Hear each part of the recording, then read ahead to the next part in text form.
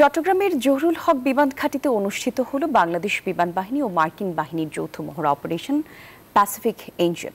মহড়ায় রয়েছে উদ্ধার ও জরুরি চিকিৎসা কার্যক্রম, আকাশ ও স্থলপথে যুদ্ধের কৌশল, একই সাথে সার্ভাইভ স্কিল।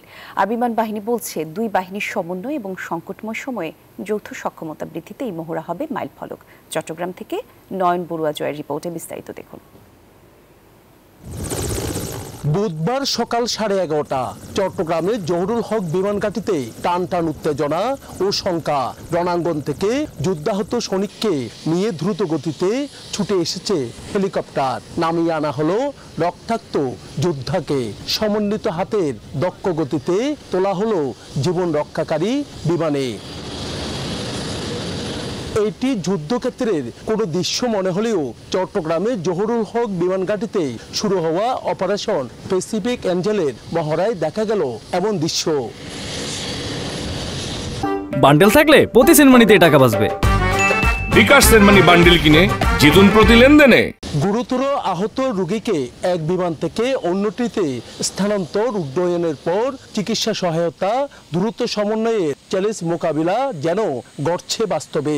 উদ্ধার আর চিকিৎসা পাশাপাশি প্রশিক্ষণ দেওয়া হয় শত্রুর গতিবিধি পর্যবেক্ষণের নানা কৌশল। যে মহড়াটা পরিচিত হচ্ছে সেটি হচ্ছে প্যাশেন্ট ইভাকুয়েশন মিশন, যেখানে একটা মুমূর্ষ রোগীকে, যুদ্ধকালীন সময়ে একটা মুমূর্ষ রোগীকে কীভাবে আমরা উদ্ধার করব হেলিকপ্টারের মাধ্যমে, এবং এই হেলিকপ্টারের মাধ্যমে উদ্ধারকৃত রোগীকে আবার কিভাবে আমরা বিমানে ট্রান্সফার করব, অর্থাৎ প্যাসেঞ্ট ট্রান্সফার হবে।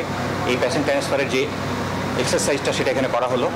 অপারেশন প্যাসিফিক এঞ্জেলের মধ্য দিয়ে বাংলাদেশ ও যুক্তরাষ্ট্রের বিমান বাহিনীর পারস্পরিক বোঝাপড়া যেমন বাড়বে, তেমনি গতি পাবে সংকটময় পরিস্থিতিতে যৌথ অপারেশন পরিচালনার সক্ষমতাও। We are here conducting the Pacific Angel 25-3 Bangladesh, working with our partners with the Bangladesh Air Force. মহড়ায় দুই দেশের আধুনিক যুদ্ধ বিমান, কার্গো বিমান, হেলিকপ্টার অংশ নেয়। 7 দিনের এই যৌথ মহড়ায় অংশ নিয়েছে বাংলাদেশ বিমান বাহিনী ও যুক্তরাষ্ট্রের প্যাসিফিক এয়ারফোর্সের 240 সদস্য। নয়ন বড়ুয়া জয়, নিউজ 24, চট্টগ্রাম।